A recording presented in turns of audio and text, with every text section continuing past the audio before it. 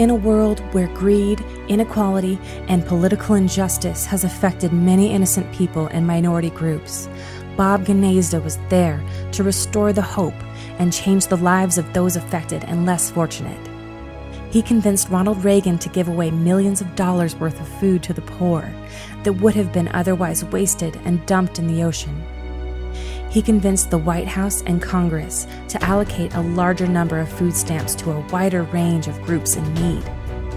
He convinced the state of California to cut CEO salaries and instead use those funds towards creating more jobs for women and minorities, as well as improving minority housing and providing more people with homes.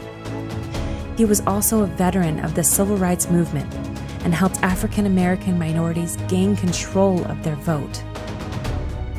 In general, he has gone bravely where not many have gone before, selflessly standing up to many powerful people and governmental institutions for the sake of humane justice, letting leaders know that the poor and middle class can no longer be ignored and excluded, and that change must be implemented to better the lives of millions of people.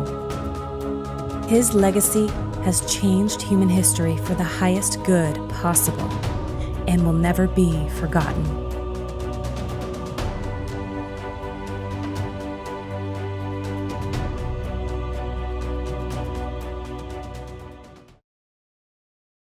Well, my view was that if I was going to make change, I could not do it in a conventional way. And everyone was hostile. Everyone tried to provoke me in different ways. Everyone told me in one way or another to get out of town. They couldn't stand an independent legal service program that was going to represent the poor against the powerful. If I describe you, you're like the practical Robin Hood, because I know you've done the police officers here in San Francisco, women to become a police officers. You also won the case of the food stamps. Yes. I mean, what else have you done, Bob? Well, I've brought a lot of cases against corporations, and I've taken on government when government has refused to recognize its democratic principles. How many cases have you won? Hundreds. I almost always had a CEO on the stand that I was cross-examining. And you gave up all the income that you could have made. You never took anything for your own good. Well, like, I love money. Yeah, I love it too, but I've always had enough. And having 10 million a year as opposed to 150,000 is not that valuable. That's amazing. It's amazing. Bob, just say advice like in 3 words or 5 words to the people that adores you. Well, I don't know how many people adore me, but my advice... I do! Thank you.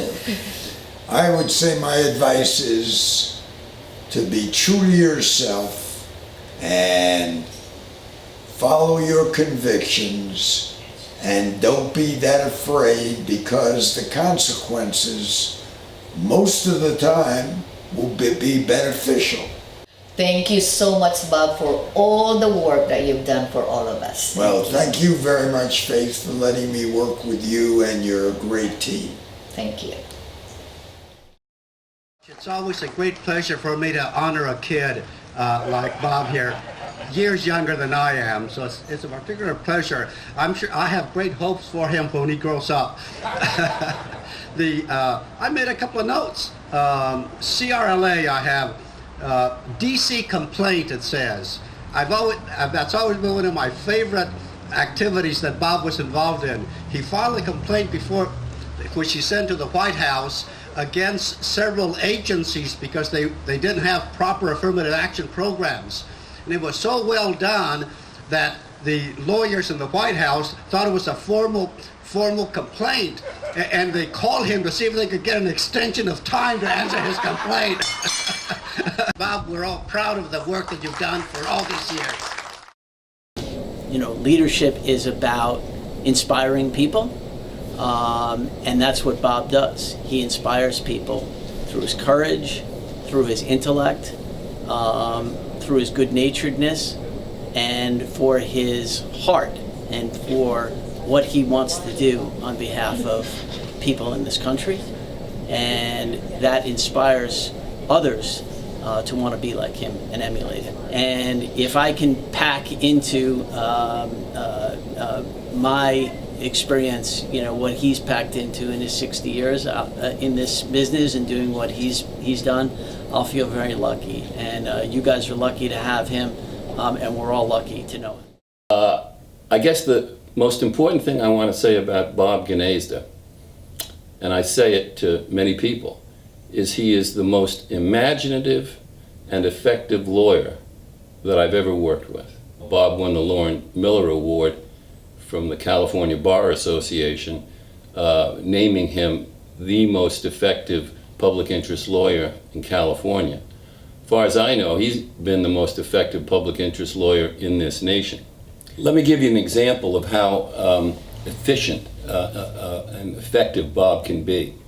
Back in the 1980s, Bob was one of the first people to understand the significance of the census, the allocation of billions of dollars of federal welfare and other social programs were determined based on census data. So Bob, instead of filing a lawsuit or writing an article, he sent a letter to the Secretary of Commerce in the Reagan administration who controlled the census. And he pointed out in this letter that Mexican Americans and other people of color had been grossly undercounted in the federal census and were therefore being unjustifiably deprived. The consequences of that letter, which took him about 30 minutes to write, was probably in the hundreds of millions, if not billions of dollars in reallocated federal funds that benefited working people. Bob is unafraid. Bob is fearless, and Bob will fight until he cannot fight anymore for those people that are underserved, whether they are minorities or low and moderate income people. Bob is a fighter, and he doesn't give up. Bob will fight until he takes his last breath. Bob cares about people. He treats everyone with dignity and respect. Bob may disagree with you on an issue, but he is not disagreeable. How would you describe him as a leader? So I think he's tough, he's assertive, he's thoughtful, he's persuasive, he's moral. I think some people, that's not a word you use, but I think it's a good word to use. He's moral. He's always had a lot of moral integrity, and I think that's always given him the high ground in his leadership. And he's just been an effective advocate and friend and advisor. I always listen to him, still listen to him. He's always had access to the top leadership in Washington. That's because it's always worth listening to what he has to say. And I think of Bob that way, as a happy warrior. He never gives up, but he always maintains a positive attitude, and he's been so effective over the years. So I wish him well, and I think congratulate him on that. Don't stop, Bob. Keep it up. Whatever you're doing next in retirement, please stay involved. Now more than ever, we need a voice like yours. I was the vice president of the Bank of California, and under very unusual circumstances that weren't related to me, I was involved in protecting one of the black high-ranking employees in the bank. And when I left the bank, I said to them, you really can't treat minorities and women the way you do. I'm going to make a change in that. And I went to all of the famous lawyers in San Francisco. I went to the government agencies that are supposed to be in charge of issues like minority employment.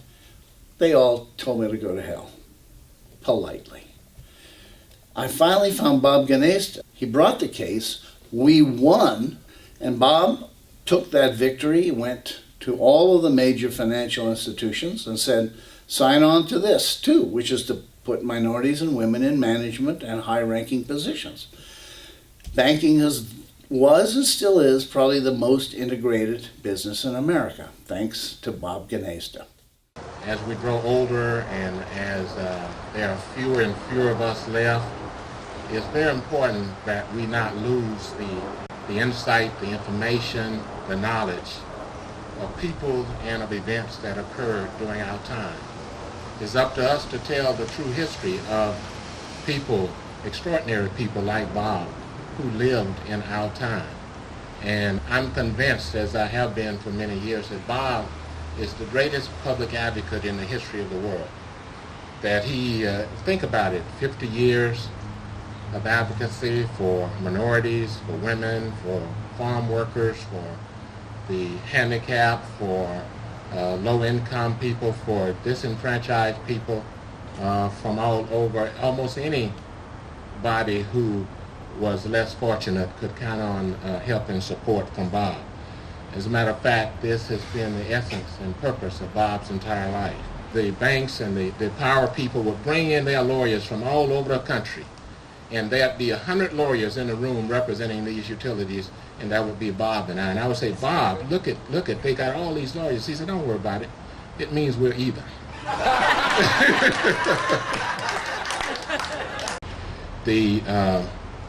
The thing that I want to mention, though, and I haven't had an occasion, even though I've known Bob all these many years, I've never had occasion before to say to Bob directly that I appreciate, as a beneficiary of his efforts, the risk and the sacrifices that Bob has had to make over all these many years.